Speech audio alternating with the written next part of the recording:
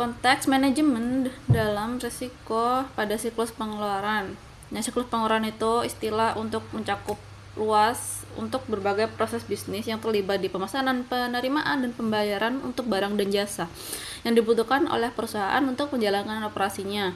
Nah, kalau siklus utama usaha itu fokus di pembayaran untuk persediaan atau bahan baku utama, dan siklus pengeluaran itu seringkali digunakan untuk mencakup semua jenis pengeluaran arus kas lain, mulai dari pembayaran sewa, utilitas, hingga penggantian biaya berjalan karyawan dan pembelian perlengkapan kantor.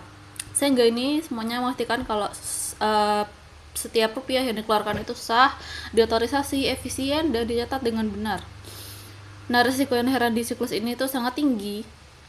Jadi kalau melibatkan pengeluaran kas itu, maka secara alami akan menarik bagi pelaku kecurangan. Selain itu, volume transaksi itu tinggi dan beragam, kayak dari faktor jutaan rupiah atau puluhan ribu rupiah. Jadi membuat pengawasan itu menjadi tantangan. Nah, terdapat risiko utama, yaitu risiko pemborosan. Misalkan kalau perusahaan bayar lebih dari seharusnya untuk barang atau jasa, kayak membelanjakan uang untuk hal-hal yang tidak penting dan tidak memberikan nilai tambah, itu bukan kecurangan tapi kayak kurang disiplin dalam pengeluaran anggaran.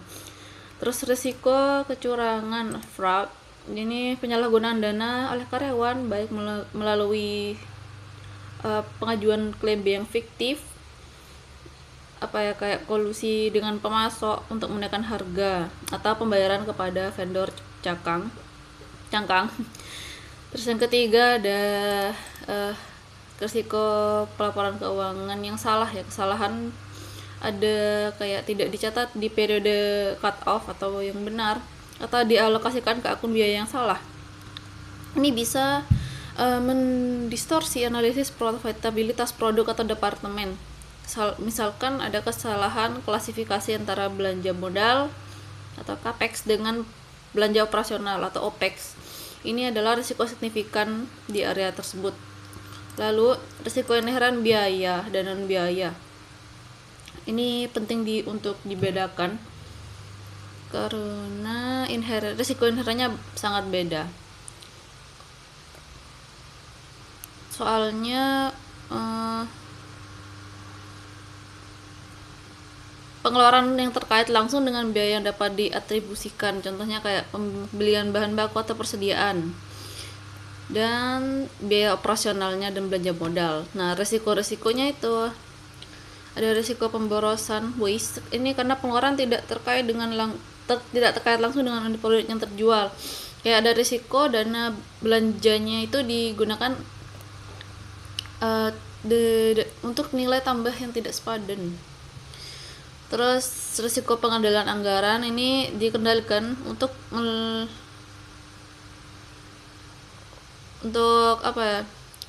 anggaran tuh tidak dipatuhi atau sebaliknya, dan ada perilaku menggunakan atau hangus di mana manajer itu menghabiskan sisa anggaran di akhir tahun untuk hal yang tidak perlu agar tidak kehilangan alokasi di tahun berikutnya. Kemudian dari risiko alokasi tidak tepat, ini mengalokasikan biaya overhead sebagai ke berbagai lini produk atau departemen, yang merupakan proses yang sering melibatkan asumsi, sehingga kesalahan alokasi ini bisa mendistorsi pemahaman tentang profitabilitas sebenarnya dari setiap produk atau departemen. Lalu materi terakhir sebelum lanjut, ini ada risiko pengeluaran yang tidak diotorisasi. Ini adalah risiko mendasar di siklus pengeluaran dan merupakan risiko kalau dana perusahaan digunakan untuk tujuannya belum disetujui oleh manajemen di tingkat yang sesuai. Sumber risikonya macam-macam. Ada kebijakan yang kurang jelas. Ini karyawan mungkin melakukan pengeluaran yang tidak pantas karena tidak tahu apa yang boleh dilakukan dan tidak. Terus adanya pengabaian pengendalian, jadi manajemen atau karyawan secara tidak sadar mengabaikan prosedur otorisasi yang ada. Kemudian ada penyalahgunaan wewenang, jadi karyawan menggunakan wewenang mereka untuk menyetujui pengeluaran sebenarnya untuk keuntungan pribadi. Terus kecurangan klaim biaya, jadi karyawan mengajukan klaim biaya pengganti biaya secara apa ya? Secara fiktif untuk pengeluaran pribadi. Kayak pakai bukti-bukti palsu gitu. Nah, solusi utamanya itu menerapkan sistem otorisasi bertingkat. Misal kayak ada supervisor yang boleh menyetujui hingga 5 juta rupiah saja, sedangkan direktur itu yang lebih besar jumlahnya. Nah, selain itu harus ada pemisahan tugas antara orang yang meminta barang yang tidak boleh dengan orang yang bisa menyetujui pembayaran. Ini apa ya, tindakan yang krusial untuk mencegah kebocoran dana. Risiko pengeluaran yang tidak tepat waktu. Risiko pengeluaran yang tidak tepat waktu adalah risiko operasional yang berkaitan dengan timing pembayaran. Risiko ini memiliki dua sisi, membayar terlalu cepat dan membayar terlalu lambat.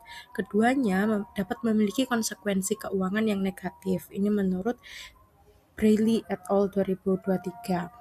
Nah, apa aja sih resiko membayar terlalu cepat? Membayar waktu terlalu dini adalah strategi kas yang merugikan kecuali ada diskon pembayaran awal yang signifikan. Tanpa proses terpusat, perusahaan kehilangan kesempatan untuk menggunakan kas tersebut bagi investasi atau operasional lainnya.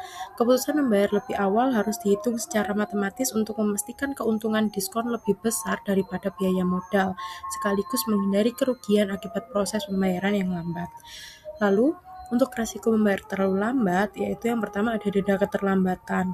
Banyak kontrak yang mencantumkan penalti atau bunga untuk pembayaran yang terlambat. Yang kedua ada kerusakan hubungan dengan pemasok. Pemasok yang andal adalah aset bisnis. Pembayaran yang terus-menerus terlambat dapat merusak hubungan ini dan dapat menyebabkan pemasok menahan pengiriman di masa depan atau bisa juga menaikkan harga. Dan yang ketiga adalah kerusakan reputasi kredit. Riwayat pembayaran yang buruk dapat memengaruhi skor kredit perusahaan dan kemampuannya untuk mendapatkan kredit dari pemasok lain atau pemberi pinjaman di masa depan. Risk Register, pengeluaran biaya dan non-biaya. Risk Register pada siklus pengeluaran berfungsi untuk mengidentifikasi dan mendokumentasikan risiko yang dapat menyebabkan kerugian kas, inefisiensi, atau salah satu akuntansi. Isinya mencakup jenis risiko seperti kecurangan, kesalahan alokasi biaya, dan pemborosan, penyebab, dampak, tingkat signifikansi, serta rencana pengendalian yang konkret. Penyusunannya melibatkan berbagai manajer sebagai pemilik anggaran agar risiko yang diidentifikasi relevan dan pengendaliannya dapat diterapkan. Risk Register ini kemudian menjadi alat utama bagi keuangan dan audit internal untuk pengawasan arus kas keluar. Secara sederhana, Risk Register ini seperti rencana diet yang membantu mengontrol pengeluaran agar tetap sehat, terukur, dan sesuai tujuan. Identifikasi resiko pengeluaran biaya yang dimanipulasi. Resiko pengeluaran biaya yang dimanipulasi adalah risiko kecurangan di mana karyawan menyalahgunakan sistem penggantian biaya atau expense reimbursement untuk keuntungan pribadi. Skema ini bisa berkisar dari hal kecil seperti menggelembungkan jarak tempuh perjalanan dinas hingga skema canggih yang melibatkan bukti-bukti fiktif. Contoh entry risk register untuk resiko pengeluaran yang dimanipulasi, misal ada ID resiko, itu ada EXP001 atau XP001, deskripsi risiko, sebab kurangnya peninjauan yang detail terhadap laporan pengeluaran atau kebijakan yang tidak jelas mengenai bukti pendukung atau risiko dapat memungkinkan karyawan untuk mengajukan klaim penggantian biaya untuk pengeluaran pribadi, pengeluaran fiktif, atau pengeluaran yang digelembungkan, dampak yang mengakibatkan kerugian kas bagi perusahaan dan budaya ketidakjujuran. Kategori resikonya yaitu kecurangan dan operasional. Pemilik resikonya yaitu manajer departemen atau controller. Penilaian inherennya probabilitas sering 4, dampaknya minor 2, sehingga tingkat risikonya sedang. Pengendalian yang ada adalah laporan pengeluaran harus disetujui oleh atasan langsung. Penilaian residualnya probabilitas mungkin atau 3, dampaknya minor atau 2, tingkat risikonya sedang. Rencana perlakuannya 1, terapkan kebijakan tanpa bukti asli, tidak ada penggantian. 2, wajibkan audit internal untuk melakukan audit acak atau spot audit terhadap laporan pengeluaran setiap kuartal. 3, gunakan analisis data untuk mencari klaim duplikat atau jumlah yang selalu persis di bawah ambang batas otorisasi. Penanggung jawabnya adalah kontroler atau kepala audit internal. Meskipun dampak per insiden mungkin minor, probabilitasnya yang sering membuat risiko ini menjadi signifikan secara agregat. Pengendalian yang ada, persetujuan atasan seringkali lemah karena atasan mungkin tidak punya waktu atau informasi untuk memverifikasi setiap klaim. Rencana perlakuan berfokus pada penguatan persyaratan bukti preventif dan implementasi tinjauan independen detektif, baik secara manual melalui analisis data. Ini menurut Singleton 2021. Nah, selanjutnya ini ada identifikasi resiko dalam pengeluaran. Jadi dalam siklus pengeluaran sendiri itu terdapat resiko yang dapat mempengaruhi akurasi informasi dan efisiensi perusahaan, terutama terkait dengan pencatatan biaya dan penggunaan sumber daya. Nah, ada dua macam identifikasi risiko. Yang pertama ada kesalahan alokasi biaya, yang dimana ini tuh terjadi ketika biaya itu tidak dibebankan pada pusat biaya produk atau proyek yang tepat. Nah, meskipun tidak selalu berdampak pada laba total, hal ini tuh dapat mendistorsi analisis profitabilitas internal sehingga berpotensi menghasilkan keputusan yang keliru. Nah, resiko ini tuh biasanya muncul karena kurangnya pemahaman kode akun dan lemahnya kontrol saat input data. Nah, yang kedua ada resiko pemborosan. Yang ini tuh berkaitan dengan penggunaan sumber daya untuk aktivitas yang tidak diberikan nilai tambah. Nah, kondisi ini tuh umumnya terjadi bukan karena kecurangan, tetapi akibat kurangnya disiplin perencanaan yang lemah dan budaya organisasi yang tidak efisien. Nah, jadi resiko dalam siklus pengeluaran ini tuh seringkali muncul bukan karena faktor kecurangan, melainkan akibat kelemahan sistem dan kurangnya disiplin organisasi. Nah, salah satu resiko utamanya itu adalah kesalahan alokasi biaya itu tadi, yang dimana ketidakakuratan dalam memasukkan kode akun itu dapat mendistorsi laporan laba rugi internal dan memicu pengambilan keputusan yang keliru. Nah, selain itu terdapat resiko pemborosan atau waste yang biasanya berakar dari perencanaan yang lemah atau budaya kerja yang tidak efisien, sehingga sumber daya perusahaan itu terbuang untuk aktivitas yang sebenarnya tidak memberikan nilai tambah bagi bisnis. Nah, selanjutnya ada mitigasi resiko pengendalian pengeluaran, yang dimana ini tuh untuk meminimalkan resiko tersebut. Nah, perusahaan itu perlu menerapkan pengendalian pengeluaran yang memastikan bahwa setiap biaya telah diotorisasi, diperlukan, dan dicatat secara benar. Nah, yang pertama ada preventif atau yang disebut dengan pencegahan sebelum terjadi kesalahan. Ini tuh dilakukan melalui sistem otorisasi berjenjang dan penetapan anggaran sehingga pengeluaran itu sudah terkontrol sejak awal. Lalu yang kedua ada detektif, yaitu mendeteksi penyimpangan. Ini tuh melalui analisis variansi anggaran dan peninjauan laporan oleh atasan untuk menemukan ketidaksesuaian. Lalu yang ketiga ada korektif atau tindakan perbaikan. Ini tuh dilakukan setelah penyimpangan itu ditemukan, seperti audit internal, penolakan klaim, dan juga penegasan kembali kebijakan.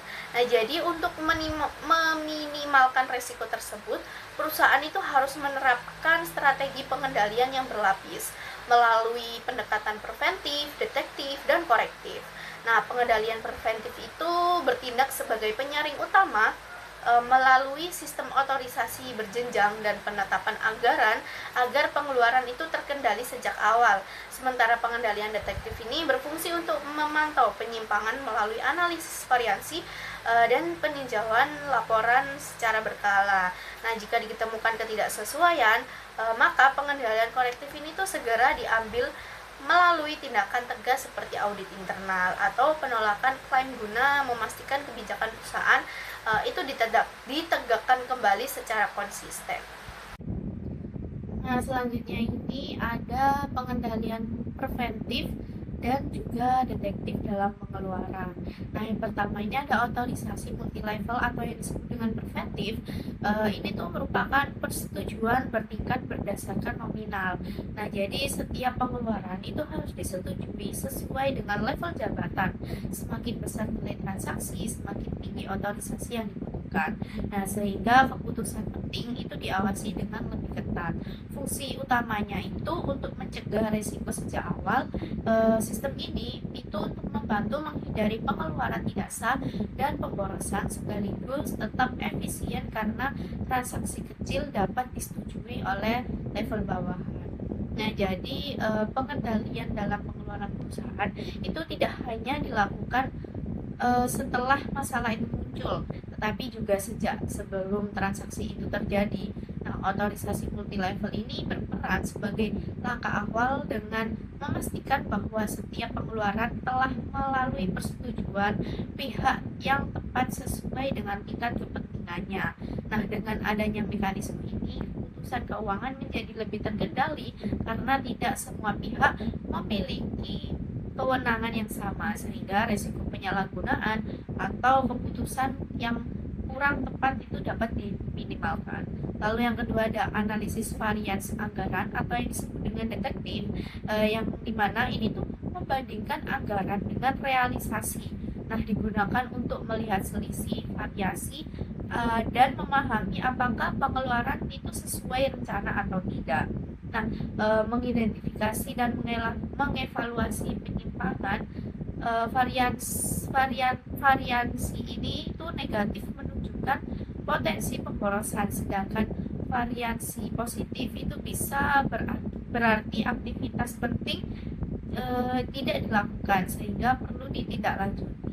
Nah, jadi di sisi lain, analisis variansi ini, anggaran ini tuh digunakan sebagai alat pemantauan untuk menilai apakah realisasi pengeluaran itu masih sejalan dengan rencana yang telah ditetapkan. Ketika terdapat perbedaan yang mencolok, manajemen itu dapat menelusuri penyebabnya dan menentukan langkah yang perlu diambil. Nah, dengan demikian, kedua pengendalian ini tuh bekerja secara berkesinambungan, yang dimana satu berfungsi menjaga terjadinya kesalahan dan yang lain itu memastikan evaluasi itu dilakukan setelah. Baik, di sini saya akan menjelaskan mengenai pengendalian korektif terkait peninjauan laporan pengeluaran. Peninjauan laporan pengeluaran setelah disetujui oleh atasan itu berfungsi sebagai cara untuk mendeteksi sekaligus memperbaiki kesalahan. Nah, proses ini sendiri itu biasanya dilakukan oleh tim akuntansi atau audit guna memastikan bahwa setiap klaim itu sudah sesuai dengan aturan yang didukung oleh bukti yang jelas. Nah, melalui peninjauan ini maka berbagai masalah yang mungkin terlewat itu bisa ditemukan. Nah, yang pertama yaitu terkait klaim duplikat, di mana ketika karyawan itu mengajukan penggantian untuk pengeluaran yang sama lebih dari satu kali, baik disengaja maupun tidak, hal ini itu bisa menyebabkan perusahaan itu membayar lebih dari seharusnya. Yang kedua yaitu pelanggaran kebijakan, di mana ketika karyawan mengajukan klaim untuk hal-hal yang sebenarnya itu tidak diperbolehkan oleh perusahaan, misalnya itu seperti biaya hiburan pribadi atau barang tertentu yang dilarang. Nah, ini tuh menunjukkan bahwa aturan yang tidak diikuti atau mungkin itu tidak dipahami dengan baik. Yang ketiga yaitu bukti yang valid atau dipertanyakan, di mana ini ketika kwitansi atau dokumen pendukung itu terlihat tidak valid.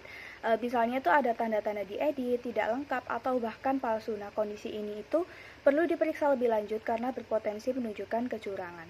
Yang keempat yaitu adanya pola mencurigakan, di mana ketika ada kebiasaan yang tidak wajar dalam pengajuan klaim. Misalnya seorang karyawan itu selalu mengajukan biaya makan tepat di bawah batas maksimum agar tidak perlu melampirkan bukti tambahan. Nah, meski terlihat aman, pola ini sendiri itu bisa menjadi tanda adanya menghindari aturan.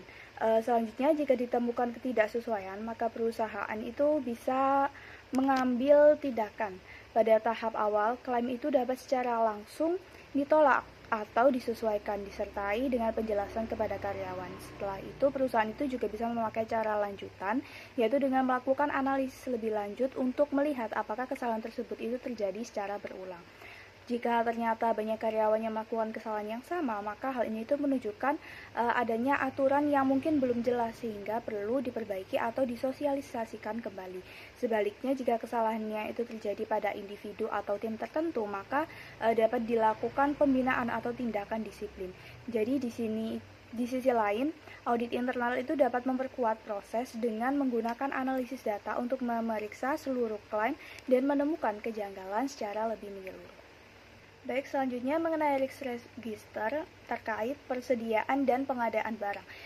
Risk register sendiri itu merupakan alat penting untuk mengelola risiko pada persediaan, karena persediaan sendiri kan adalah salah satu aset terbesar yang sangat mempengaruhi keuntungan dan arus kas perusahaan. Tujuan utama dari risk register adalah untuk membantu perusahaan dalam mengelola persediaan secara proaktif. Selain itu, risk register itu mencakup seluruh proses mulai dari pengadaan, penerimaan barang, penyimpanan, hingga penilaian akhir, sehingga pengawasan itu akan dilakukan secara menyeluruh.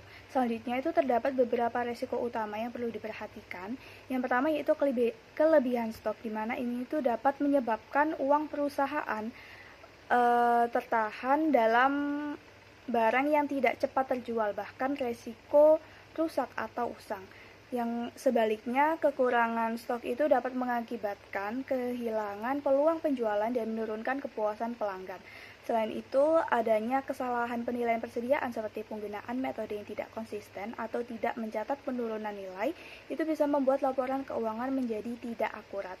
Di sisi lain, kualitas barang yang buruk dari pemasok itu juga dapat mengganggu proses produksi dan juga merusak reputasi dari perusahaan itu sendiri. Nah, untuk mengelola risiko tersebut, maka risk register itu memiliki beberapa komponen penting. Yang pertama itu identifikasi risiko untuk mengetahui potensi masalah. Kemudian yang kedua yaitu setiap risiko itu dianalisis penyebabnya dan dampaknya agar lebih mudah dipahami. Setelah itu langkah ketiga itu dilakukan dengan penilaian tingkat risiko untuk menentukan prioritas penanganan. Selanjutnya langkah terakhir itu ditetapkan pengendalian preventif untuk mencegah risiko itu terjadi, serta pengendalian detektif yaitu untuk menemukan masalah yang lebih dini. Berikutnya risiko kelebihan atau kekurangan persediaan. Nah, kelebihan persediaan atau overstock ini adalah biaya penyimpanan tinggi, risiko barang rusak atau kadaluarsa modal terhalang di stok. Kekurangan persediaan atau stock out ini kehilangan penjualan, mengganggu operasional produksi, menurunkan kepuasan pelanggan. Penyebabnya yaitu perencanaan yang tidak akurat, kesalahan prediksi permintaan, sistem pencatatan yang tidak ada. Berikutnya risiko penilaian persediaan yang salah, FIFO atau average. Ini persediaan tidak sesuai kondisi sebenarnya, laporan keuangan menjadi tidak akurat, laba bisa terlalu besar atau kecil. Penyebabnya ini yaitu memilih metode kesalahan pencatatan, tidak konsisten, dan dalam penggunaan metode.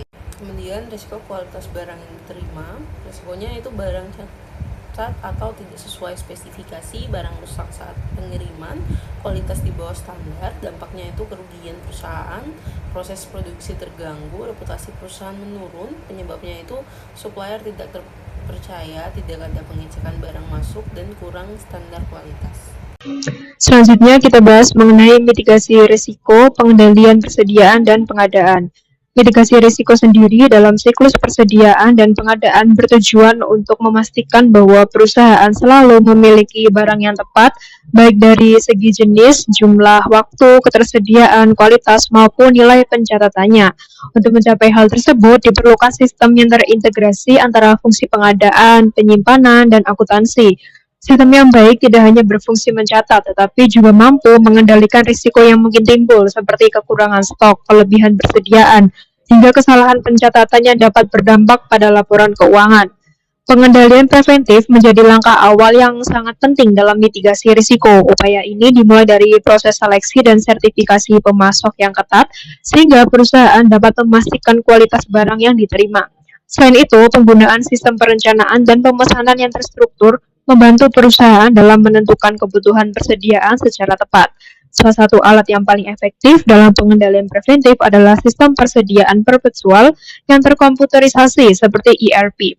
Sistem ini mampu memperbarui data persediaan secara real-time dan secara otomatis memicu pemesanan ulang ketika stok mencapai titik minimum atau reorder point, sehingga risiko kehabisan stok dapat diminimalkan. Selanjutnya, pengendalian detektif berperan dalam memastikan bahwa data yang tercatat benar-benar sesuai dengan kondisi fisik di lapangan. Salah satu metode yang paling umum digunakan adalah stock of name, yaitu perhitungan fisik persediaan yang kemudian dibandingkan dengan catatan dalam sistem. Selain itu, analisis terhadap perputaran persediaan dan identifikasi barang yang bergerak lambat juga penting untuk mendeteksi potensi masalah seperti pencurian, kerusakan, atau penumpukan barang yang tidak produktif. Dengan adanya pengendalian detektif, perusahaan dapat lebih cepat menemukan penyimpangan yang terjadi. Ketika ditemukan perbedaan atau masalah, maka pengendalian korektif perlu segera dilakukan. Langkah ini mencakup investigasi terhadap selisih stok, penyesuaian data dalam sistem akuntansi, serta penghapusan barang yang sudah rusak atau usang. Selain itu, audit internal memiliki peran penting dalam mengkaji keseluruhan proses pengadaan dan persediaan. Melalui audit ini, perusahaan dapat mengidentifikasi kelemahan dalam sistem pengendalian yang ada dan memberi rekomendasi perbaikan agar masalah serupa tidak terulang di masa depan. Secara keseluruhan, kombinasi antara pengendalian preventif, detektif, dan korektif akan menciptakan sistem pengelolaan persediaan yang lebih akurat, efisien, dan mampu meminimalkan risiko. Hal ini terlihat dalam contoh kasus pada perusahaan manufaktur elektronik yang menerapkan sistem ERP sebagai pengendalian preventif, melakukan stock of name secara berkala sebagai pengendalian detektif, serta melibatkan audit internal sebagai pengendalian korektif. Ketika ditemukan selisih pada komponen chip yang bernilai tinggi, audit internal berhasil mengidentifikasi bahwa masalah tersebut disebabkan oleh kelemahan dalam pengendalian akses gudang. Setelah dilakukan perbaikan, sistem pengendalian menjadi lebih kuat dan risiko dapat ditekan secara signifikan. Selanjutnya dijabarkan lebih detail mengenai pengendalian preventif sistem persediaan perpetual. Sistem persediaan perpetual sendiri merupakan salah satu bentuk pengendalian preventif yang digunakan dalam pengelolaan persediaan untuk meminimalkan risiko kesalahan dan ketidakefisienan. Dalam sistem ini, pencatatan persediaan dilakukan secara real-time sehingga setiap transaksi seperti pembelian, penjualan, maupun retur akan langsung memperbarui data persediaan yang ada. Hal ini berbeda dengan sistem persediaan periodik yang hanya melakukan pencatatan pada akhir periode melalui stock of name. Dalam praktiknya, sistem perpetual umumnya diimplementasikan melalui sistem terkomputerisasi seperti ERP yang memungkinkan integrasi data secara otomatis dan akurat di seluruh bagian organisasi. Sebagai pengendalian preventif, sistem persediaan perpetual memiliki beberapa fungsi penting.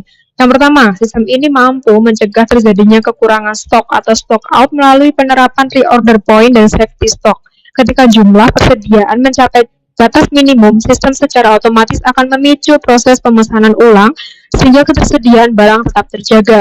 Yang kedua, sistem ini juga membantu mencegah kelebihan stok atau overstock karena menyediakan informasi yang akurat dan terkini mengenai kondisi persediaan, sehingga manajer dapat mengambil keputusan pembelian secara lebih tepat. Ketiga, sistem ini meningkatkan akuntabilitas karena tiap pergerakan barang tercatat dengan jelas dan membentuk audit trail yang memudahkan penelusuran jika terjadi perbedaan atau penyimpangan. Namun demikian, sistem persediaan perpetual tidak sepenuhnya bebas dari kelemahan. Keakuratan sistem sangat bergantung pada kedisiplinan dalam pencatatan setiap transaksi. Kesalahan dalam input data atau kelalaian dalam mencatat barang yang rusak dapat menyebabkan perbedaan antara catatan sistem dan kondisi fisik.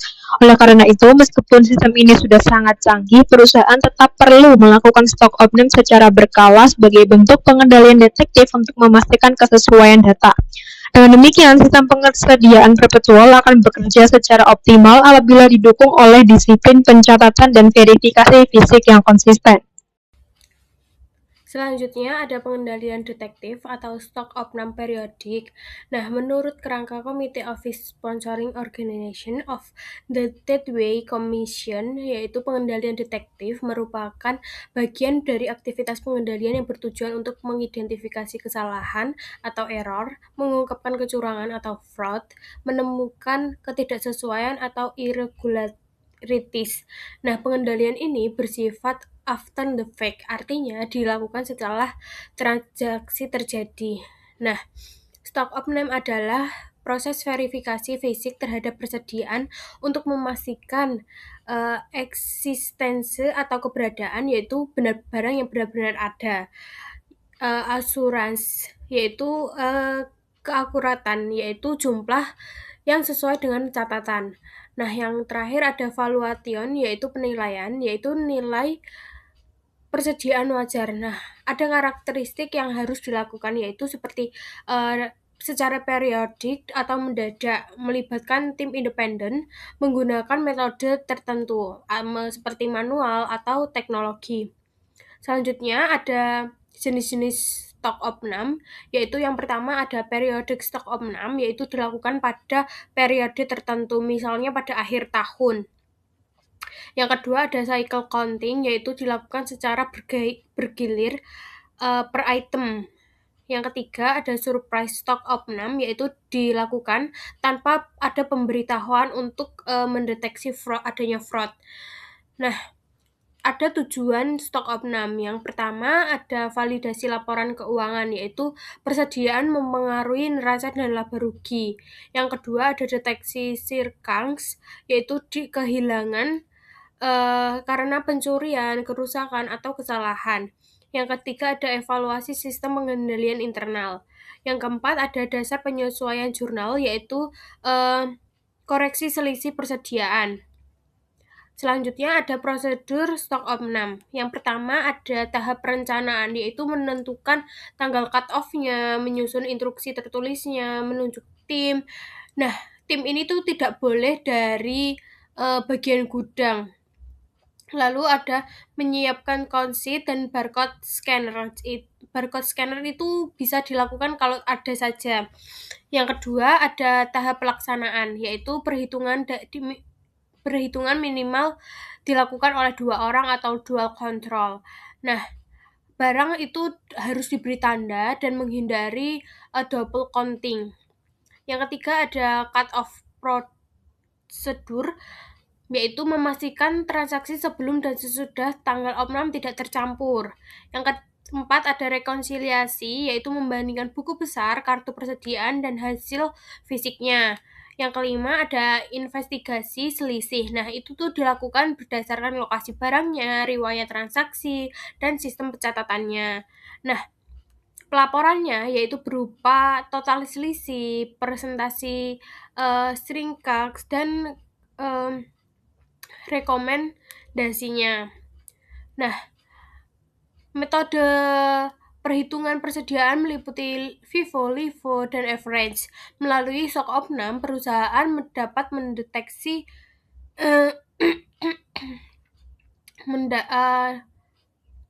average yang dilakukan untuk menentukan nilai persediaan.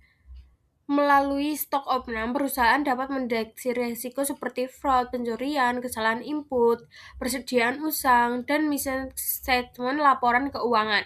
Namun, stok opnam ini memiliki keterbatasan yang yaitu karena tidak real time dan berpotensi dimanipulasi dan bergantung pada ketelitian pada tim. Selanjutnya ada pengendalian korektif, audit internal, siklus penggandaan.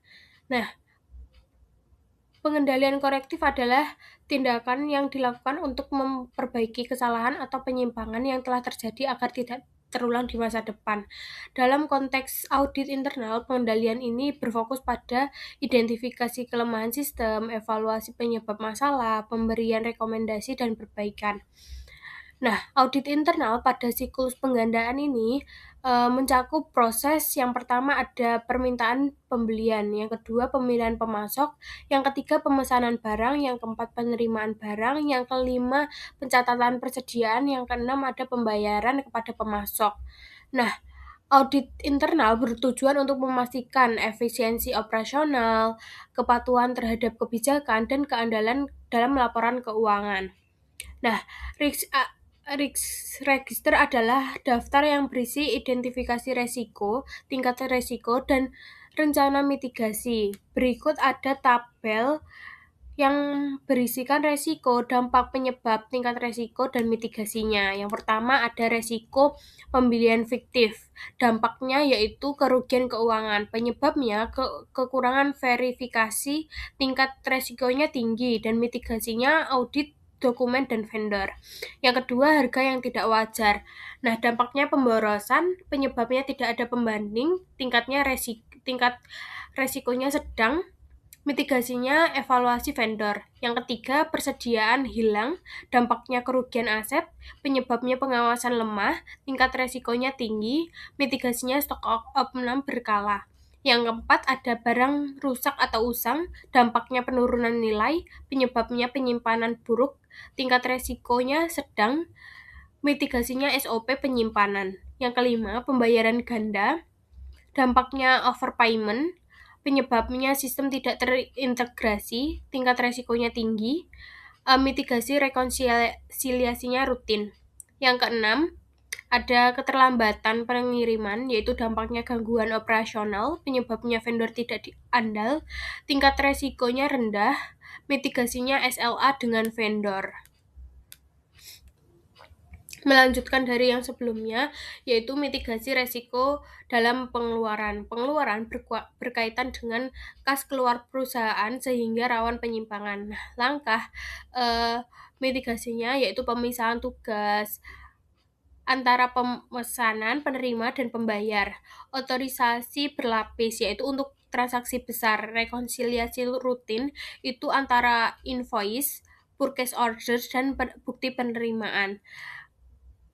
Pengguna sistem ERP untuk menghindari duplikasi pembayaran. Dan yang terakhir, audit internal berkala. Mitigasi resiko dalam persediaan, yaitu persediaan merupakan aset yang rentan terhadap kehilangan, kerusakan, atau kecurangan. Langkah mitigasinya yaitu yang pertama ada stok opnam berkala, sistem pencatatan perpetual, pengawasan gudang, CCTV, dan akses terbatas, penerapan FIFO atau FEVO, penilaian kualitas barang secara rutin. Dan yang terakhir ada peran pengendalian korektif audit dalam audit internal. Nah, pengendalian korektif dilakukan setelah audit menemukan masalah dengan langkah yang pertama mengidentifikasi akar penyebabnya, yang kedua memberikan rekomendasi perbaikan, yang ketiga monitoring implementasi perbaikan, dan yang keempat evaluasi ulang efektivitas kontrol. Nah, contohnya yaitu jika ditemukan pembayaran ganda, yaitu memperbaiki sistem verifikasi invoice-nya. Selain itu, jika terjadi selisih persediaan, yaitu tingkatan pengawasan dan prosedur dalam pencatatannya.